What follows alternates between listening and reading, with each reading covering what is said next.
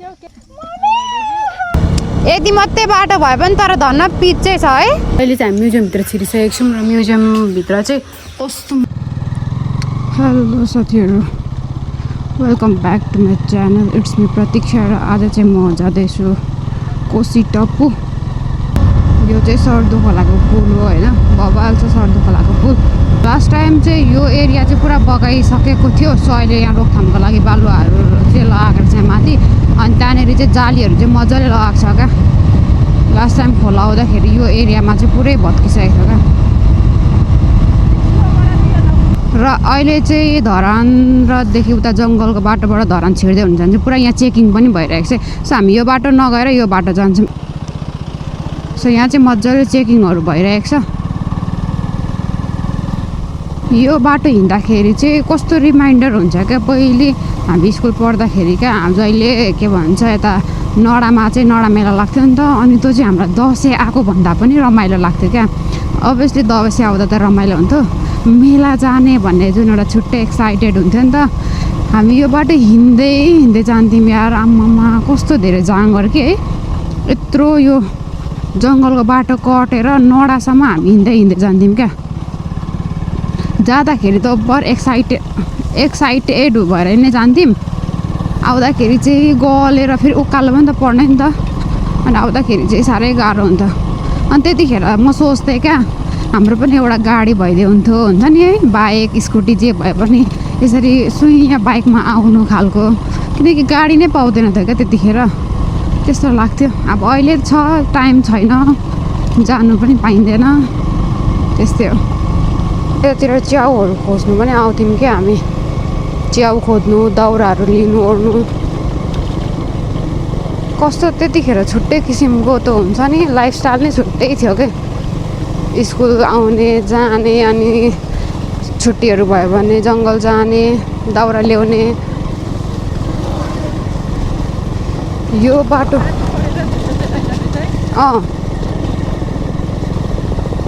यो बाटो पिच बन्ने हो भने चाहिँ जस्ट 5 मिनटको बाटो हो क्या जङ्गलको, त्यस्तो छिटो निस्किन्छ क्या।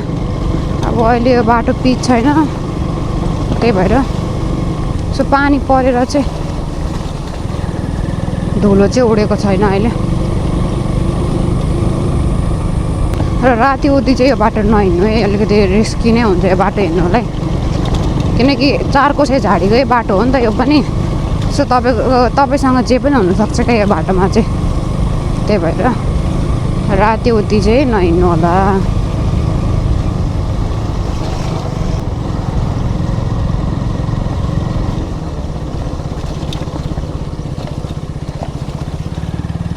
यत्रो तल तल जङ्गल आउँथ्यौँ हामी पहिले दाउरा काट्न। यो पटनालीको जङ्गल, आधी जग्गा पटनालीको छ अनि फेरि आधी मधेसको छ क्या। यहाँ पहिला पहिला धेरै जङ्गलहरू आएर होला क्या, दाउराहरू कति खोज्नु पर्थ्यो नि त, सुकेको दाउराहरू खोज्नु ओर्नुको लागि। अनि कति गाह्रो हुन्थ्यो। अनि अहिले चाहिँ जङ्गलतिर कसरी हेर्दाखेरि सुकेको दाउरा देख्यो भने पनि कस्तो लोभ लाग्छ यार।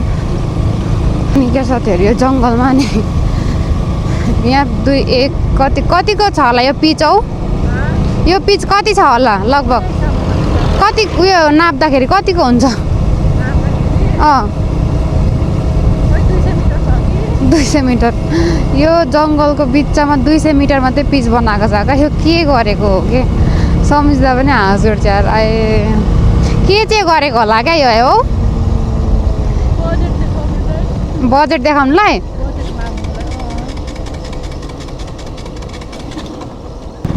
बजेट मार्नुको लागि मात्रै जङ्गलमा 200 मिटर जति पिच गरेको छ। के गर्ने, हाम्रो देशमा यस्तो छ हालत। यो त तर अनि के अगाडि बनाएको हो यो यति बाटो पिच बन्यो भने चाहिँ साँच्चै यो नडाको मान्छेहरूलाई, यता उता मधेसको मान्छेहरूलाई धरान छिर्नको लागि एकदम सजिलो हुन्छ क्या यो बाटो। किनकि एकदम सिधा बाटो छ नि त यो, तर अलिकति जङ्गलको बाटो भएर चाहिँ डर हुन्छ होइन। अफरोड पनि छ हिँड्नु ओर्नु मान्छेहरूलाई। पिच बाटो हुइदिने हो भने चाहिँ एकदम राम्रो छ क्या यो बाटो। सो यतातिर पनि ध्यान दिनु पर्यो। को हुनुहुन्छ पोस्टमा?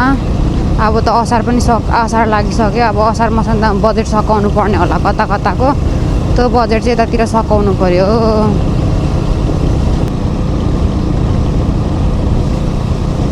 जङ्गलहरूबाट यता मधेसको मान्छेहरू चाहिँ घाँस लिन आउनुहुन्छ क्या यतातिर। पहिले पहिले हामी पनि घाँस दाउरा त गर्दा गर्दा क्या त हुन्छ नि, अब त सम्झिँदा पनि वाक्क लागेर आउँछ क्या। किनकि पहिले हाम्रो गाई गोरुहरू पनि कतिवटा 10-12वटा गाई गोरु, बाख्रा पनि 19-20वटा होइन। अनि तिनीहरूलाई घाँस काट्नु पर्ने क्या। अब गाई गोरुहरूलाई पनि त्यो कुसुम पाउलेको बेला त हुन्छ नि त, नयाँ पत्ताहरू आएको बेला गाई गोरुहरूलाई पनि कुसुमको घाँस दिनु पर्थ्यो क्या। अनि कुसुमको घाँस खोज्दा खोज्दा यत्रो रुखहरूमा दाइहरूले झार्नुहुन्थ्यो। अनि म चाहिँ बटुल्थेँ ओर्थेँ हो त्यसरी ल्याउँथ्यौँ क्या जहिले। अनि त्यतिखेरको त लाइफ नै कस्तो छुट्टै किसिमको थियो क्या, हुन्छ नि। जङ्गल, घाँस दाउरा, घर, खानासाना खायो, फेरि यता स्कुल गयो आयो, जङ्गल, घाँस दाउरा। अनि गाई गोरुलाई त्यता घाँस भएन भने पनि यता बारीतिरबाट घाँस काट्ने ओर्ने यार। यत्रो बाटो हिँडेर हेर नडा मेला घुमेर अनि हामी फर्किन्थ्यौँ क्या फेरि।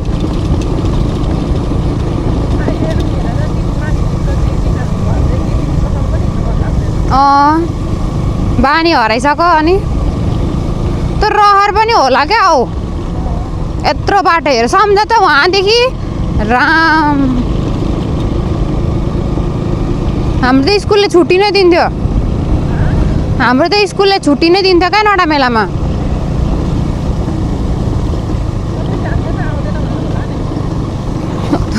त्यही भएर होला यो गाडीले कस्तो मजाले वहीँबाट ठाम छोडिदिएको क्या। अब बिचमा उभिएर यिनीहरूले चाहिँ के गरेको?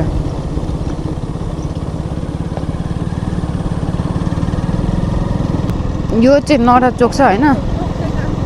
नडा चोकदेखि चाहिँ सिधै तपाईँहरू यता लेफ्ट साइड छिर्नु भयो भने चाहिँ कान्छी चोक पुग्नुहुन्छ क्या। बाटो पनि एकदम बब्बाल छ यो साइडको। अस्ति भर्खरै हामी यता यो बाटोबाट आएको थियौँ, एकदम राम्रो छ क्या यो बाटो। अस्ति भर्खरै हामी कोसी आउँदाखेरि चाहिँ यो बाटो भर्खरै बनाउँदै थियो, त्यस्तो पिचहरू केही गरेको थिएन।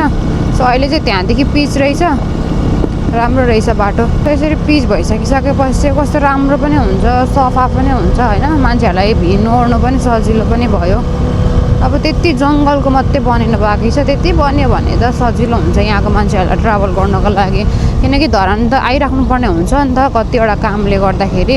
अब बिपी क्याजेस नै आउनुपर्ने भयो, हस्पिटलहरू भयो होइन।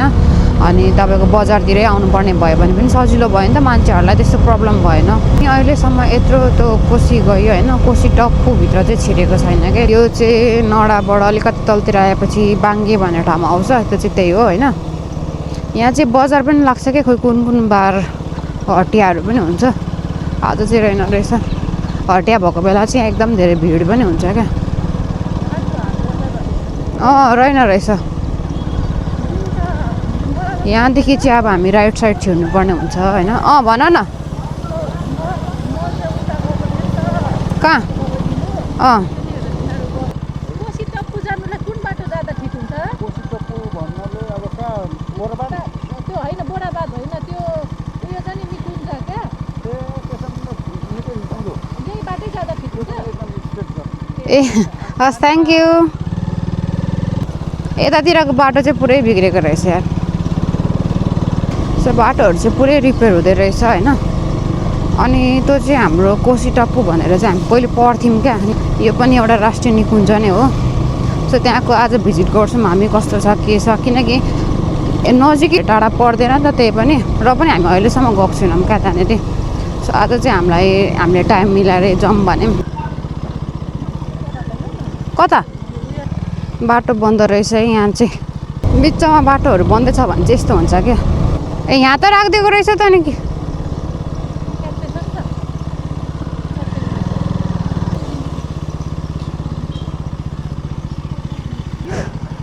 यो कोसी यतैबाट हो।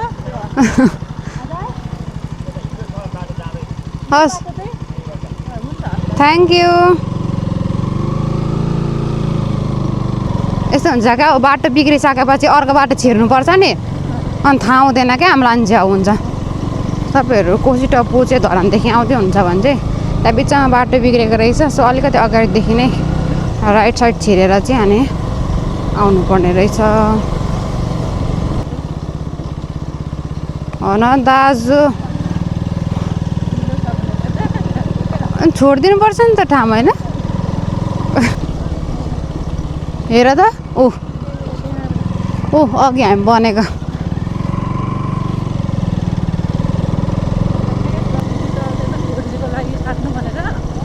ए चक्रघट्टीको एरिया रहेछ होइन कस्तो मजाले गार्डनहरू पनि क्या मजाले बाटो पनि बनेको 2 लेन्थको होइन बिचमा गार्डन चक्रघट्टीको चोक आइपुग्यौँ हामी चाहिँ यहाँदेखि पनि हामी स्ट्रेट नै जान्छौँ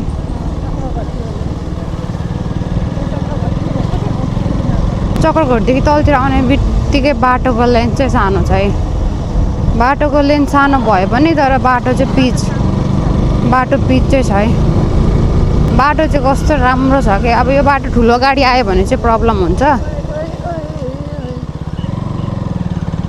यत्रो बाटो आउने र जानेको भिन्दै भएको भए चाहिँ बबाल हुन्थ्यो हो यहाँ चाहिँ क्या बरिबेलको रुखको मुनिहरू चाहिँ कस्तो मजाले दोकान थापेर बसेको छ क्या यहाँ छुट्टै किसिमको आनन्द छ क्या यो बाटो हिँड्दाखेरि पनि हेर्नु न साइडमा रुखहरू बिचमा सानो बाटो कति आनन्द लाग्छ यस्तो देखेर चाहिँ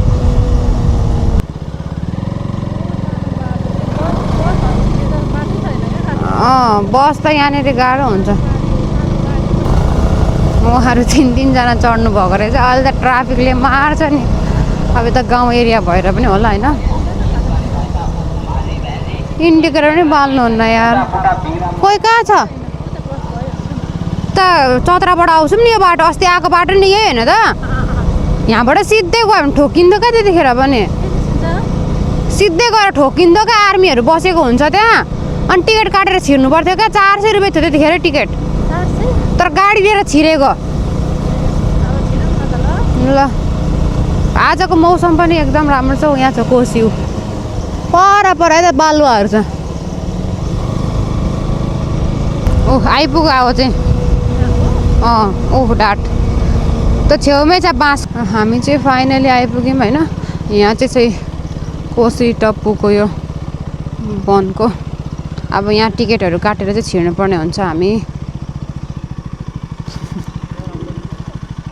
हजुर अफ गर्नुपर्छ सो अलिकति यता अगाडि चाहिँ खिच्नु नदिनु हुने रहेछ त्यहाँ आर्मीहरूको रुल्सले गर्दा सो यो साइडमा चाहिँ खिच्नु मिल्छ ल बिस्तारै कुदाउँछु मैले आज त्यस्तो छिटो त कुदाएको छुइनँ त जुन कहाँ ए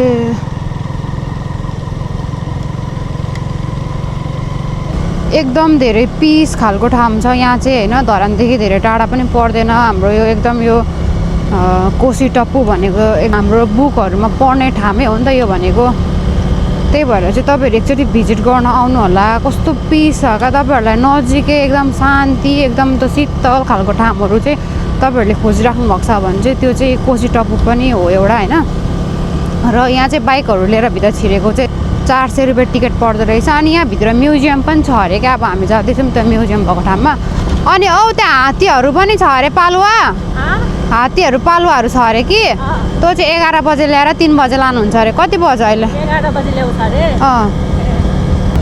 यति मात्रै बाटो भए पनि तर धन्न पिच चाहिँ छ है ओइ कमलको फुल पिङ्क कलरको कुन चरा हो यो ओइ हात्ती आउँदैछ है क्या हो ला हानिदिँदैन हामीलाई ओइ डर लाग्यो रे मलाई त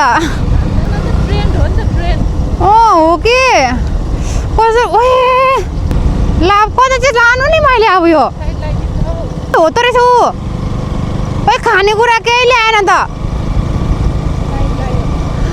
ओ भगवान् यहीँ साइडलाई पनि हेर्दै हेर्दै जाउँ ओए म होइन हेरौँ न हो ओए कस्तो डर वाउ यार मम्मी ओए छि ओए यता ल्याउँदैछ त नि हेर न ओए हजुर होइन हुन्छ हुन्छ म आउँदा लानु न दाइ मम्मी होइन दाइ होइन होस् मम्मी दाइ भयो नगरे न मम्मी ओइ मम्मी ल पैसा देऊ दाइ हान्दैन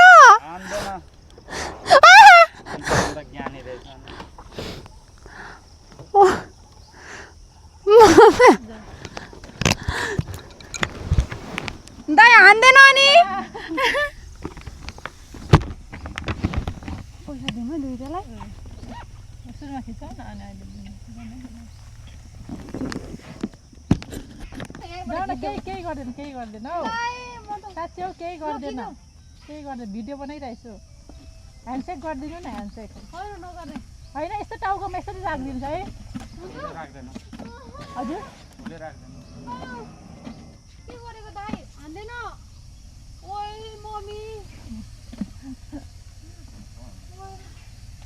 यसरी टाउकोमा राखिदिँदैन केही हुँदैन हौ आशीर्वाद हो भयो मलाई डर लाग्छ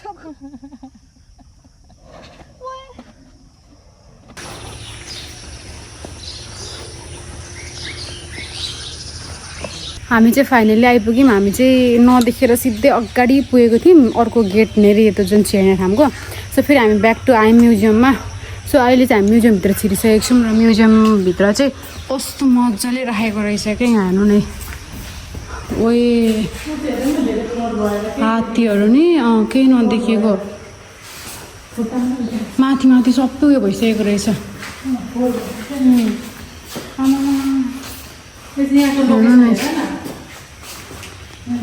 कहाँबाट आउने कसरी भनेर एरिया छ भनेर क्या ए कस्तो मजाले नि आमामा होइन डिलहरू पनि रहेछ यताउति भनेर होला क्या वाउ नाइस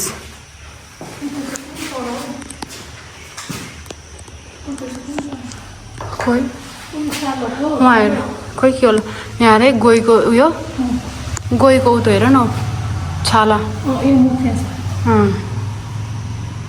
यहाँ पनि छ यो चाहिँ के अजिङ्गर हो अजिङ्गर होला हौ अजिङ्गर रहेछ अब माछाहरू होइन म्युजियम पोस्टमार्टम गरेर अन्त अब आन्द्रा भुँडीसँग त उयो बनाउँछ नि त हत्तेरी त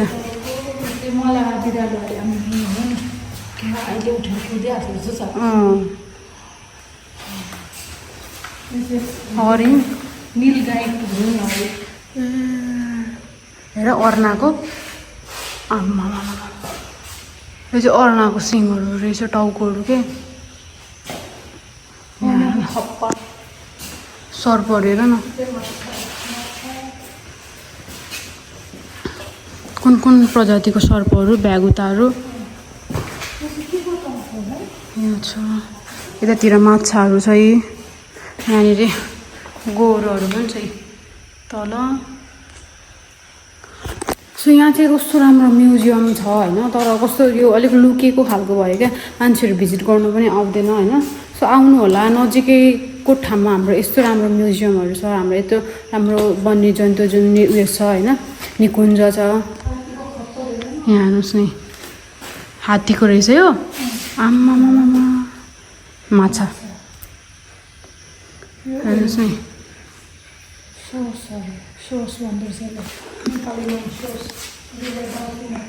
यस्तो मजाको म्युजियमहरू छ क्या यहाँनिर सो सबैजना भिजिट गर्न आउनु होला है त धेरै टाढा पनि छैन बाटो पनि एकदम राम्रो छ होइन सो त्यो साथीहरू नजिककोलाई पनि यसो हाइलाइटमा ल्याऊँ भन्ने हो हामीलाई चाहिँ त्यो जुन आउने जुन बाटोहरू थियो नि कस्तो राम्रो लाग्यो एकदम शीतल एकदम पिस खालको ठाउँ थियो क्या अनि यहाँ आइसकिसकेपछि कति मजाले संरक्षण गरेर राखेको रहेछ त्यो मरेको कुराहरूलाई अनि हामीले हात्ती पनि देखिन्छ क्या बाटोमा म त डरले ओभर डर लाग्यो मलाई चाहिँ यस्तो भिजिट गर्दैछौँ हामी तपाईँहरूलाई ब्लगमा अभियसली देखाउने नै छौँ यो चाहिँ हामी कोसी टापुको भित्र छिरेको छौँ होइन अनि यहाँ पर चाहिँ अरुणाहरू चढ्दैछ क्या यति मजाले यहाँसम्म भिडियो दिनुभएको छ भने धेरै धेरै धन्यवाद र कोसी टापु तपाईँहरूलाई कस्तो लाग्यो प्लिज कमेन्ट पनि गर्नु होला र तपाईँहरू नयाँ हुनुहुन्छ भने चाहिँ मेरो च्यानललाई सब्सक्राइब गरेर थोरै भए पनि हेल्प गरिदिनु होला है त साथीहरू बाई बाई